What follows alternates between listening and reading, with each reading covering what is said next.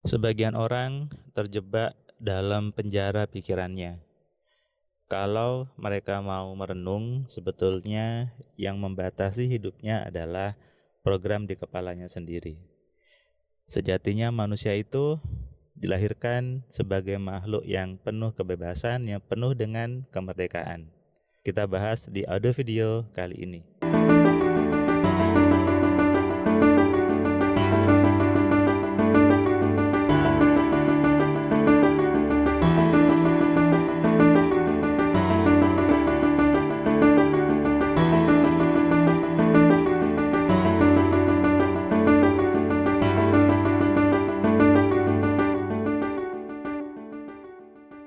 Assalamualaikum sahabat Cahaya Kehidupan semuanya.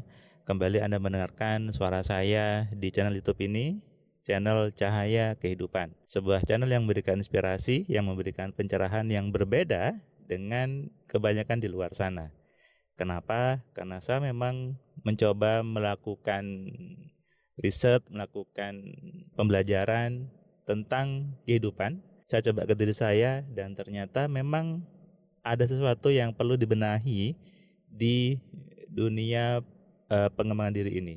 Karena banyak orang itu tanpa sadar melemahkan orang lain, sehingga membuat orang malah jadi takut untuk buat keinginan. Itulah kenapa saya hadir, saya buat AMC, saya buat buku-buku saya, ada buku 10 keajaiban pikiran, ada buku Alfa Telepati, ada buku kitab kunci penarik rezeki, ada buku kitab satu-satu kalimat sugesti untuk memberikan warna yang berbeda, untuk memberikan sebuah pencerahan bahwa hidup manusia itu sesungguhnya bisa diprogram. Hidup manusia itu sesungguhnya adalah hasil dari keinginan dia sendiri. Kembali ke tema yang ingin saya angkat bahwa manusia itu dilahirkan sebagai makhluk yang merdeka. Kita lihat ketika manusia itu di dalam perut, dibatasi dunianya di janin di rahim seorang ibu. Janinnya dibatasi, rahim seorang ibu bertumbuh jadi bayi, terbatasi sehingga ingin keluar. Lalu ketika sudah sampai di fase usianya 9 bulan, maka fase itu fase keluar dari dunia rahim tersebut. Keluar melihat dunia langsung teriak. Orang dengarnya nangis kan? Langsung nangis gitu ya. Itulah ekspresi bahwa saya bebas sekarang. Saya sudah keluar dari dunia rahim ini yang sempit, yang sesek gitu ya. Kemudian lepas keluar. Nah, artinya Allah sudah menyuruh Anda untuk menjadi manusia yang penuh kebebasan. Kebebasan tapi ada aturan mainnya. Ada rule-nya yang sudah Tuhan kasih kepada kita. Kebebasan ini tercermin ketika Anda melihat anak kecil. Dia tersenyum bahagia, selalu bermain. Bahkan ketika saya melihat kedua putri saya bermain-main sambil bercanda, saya melihat bahwa inilah manusia sejati, inilah fitrahnya manusia. Apa? Penuh dengan kebahagiaan, penuh dengan kemerdekaan, penuh dengan kebebasan, penuh dengan kesenangan.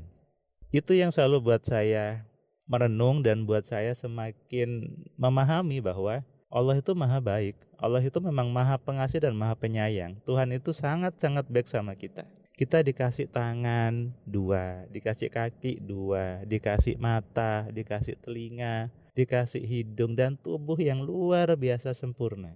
Untuk apa? Untuk menikmati indahnya dunia. Saya ulangi ya, Anda diberikan tubuh yang hebat ini, tubuh yang luar biasa ini untuk menikmati dunia. Bahkan karena saya sering baca bukunya istri saya gitu ya, di kesehatan, saya takjub bahwa sistem yang Allah buat itu sudah luar biasa gitu. Kenapa mata dibuat 2? Kenapa telinga di kanan dan di kiri? Kenapa ada jantung? Kenapa ada lambung? Kenapa ada pembuluh darah vena? Jumlahnya berapa? Ada liver, ada ginjal, itu luar biasa sekali sebetulnya. Sangat-sangat luar biasa. Itu yang buat saya takjub bahwa ya Allah sudah menciptakan tubuh kita dengan sebegitu hebatnya. Makanya saya kadang gemes aja ketika ada orang yang mengecilkan manusia. Dibilang manusia itu bodoh lah, gak bisa apa-apa. Mungkin mereka lupa bahwa manusia itu ciptaannya Tuhan. Manusia itu ciptaannya Allah yang maha pintar, zat yang maha hebat. Kenapa kemudian mengatakan manusia itu makhluk yang lemah, tidak bisa apa-apa gitu ya? Itu buat saya kayak merasa sedih gitu. Seolah-olah mengecilkan Tuhannya, mengecilkan Allahnya. Banyak kadang saya dengar ceramah gitu yang buat saya istighfar gitu ya, bahwa kok seperti ini. Padahal kalau mereka mau berpikir, mereka mau merenung, mereka mau melihat fisiknya, mereka mau melihat bagaimana kuku tumbuh, dipotong tumbuh lagi, rambut dipotong tumbuh lagi. Itu sistem yang luar biasa. Kenapa itu berkaitan sama hormon A dan sebagainya, itu luar biasa. Dan itu semua diciptakan untuk Anda, untuk saya, untuk kita semua. Agar apa? Agar bisa menikmati dunia. Dunia ini indah, dunia ini menyenangkan. Lihat anak kecil. Ketika hujan-hujanan, mereka bermain dengan bahagia sekali. Bahkan saya sering lihat gitu ya, bahkan Anda sering lihat di televisi ketika banjir, mereka bermain-main gitu. Dipikannya hanya sedikit sekali penjaranya. Tapi semakin dewasa semakin banyak baca buku, semakin banyak belajar, semakin error pikiran Anda. Makanya saya sering bilang, semakin banyak baca buku itu bukan buat Anda semakin pinter, enggak. Semakin banyak penjara di kepala Anda. Semakin banyak program-program yang menghambat hidup Anda.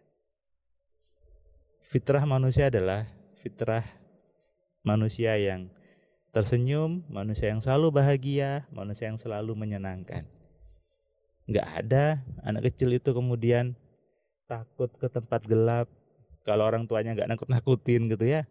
Enggak ada anak kecil itu kemudian takut hujan-hujanan kalau orang tuanya enggak nakut-nakutin. Enggak ada anak kecil itu kemudian dia dikit-dikit sedih, enggak ada. Semuanya menyenangkan, semuanya bermain-main, dan ini yang harusnya dijaga oleh kita sebagai orang tua. Dijaga sampai dewasa agar apa? Agar tetap enjoy, agar tetap easy going, agar tetap menyenangkan. Inilah esensi dari kembali ke fitrah, kembali ke fitri. Menjelang hari raya 1 Syawal, harusnya ini menjadi renungan bersama bahwa sudahkah kita semua, Anda kembali ke fitri, kembali ke fitrah, atau kalau bahasa mesin kembali ke default setting dari yang Tuhan inginkan. Kenapa? Ketika Anda kembali ke settingan awal manusia, hidup Anda enak, hidup Anda menyenangkan, hidup Anda penuh dengan keajaiban. Makanya kembalilah kepada fitrah Anda sebagai manusia. Kembalilah menjadi manusia yang memang manusia. Dan manusia itu cirinya adalah mempunyai akal atau pikiran. Sehingga manusia sejati adalah manusia yang mau menggunakan pikirannya dengan benar. Sadari ini dan renungkan. Salam sehat, salam kaya, salam cerdas dari saya, Firman Pratama. Assalamualaikum.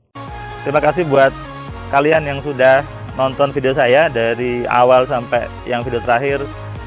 Saya ucapkan terima kasih. Dan kamu yang belum subscribe, kamu subscribe ya. Dan kamu bisa share ke banyak orang lainnya. Dan ingat, nyalakan loncengnya. Supaya apa? Kamu dapat notifikasi ketika ada video baru di Cahaya Kehidupan. Tentu kamu sudah nonton banyak video dari Cahaya Kehidupan. Dan kamu bisa tuliskan komentar di setiap videonya. Kamu tuliskan komentarnya, kamu berikan bukti bahwa di video ini, di channel ini, membuat hidup kamu berubah. Sehingga kalau kamu ingin hidup kamu berubah, atau kamu ingin teman kamu hidupnya berubah, maka kamu sarankan mereka untuk nonton di Cahaya Kehidupan.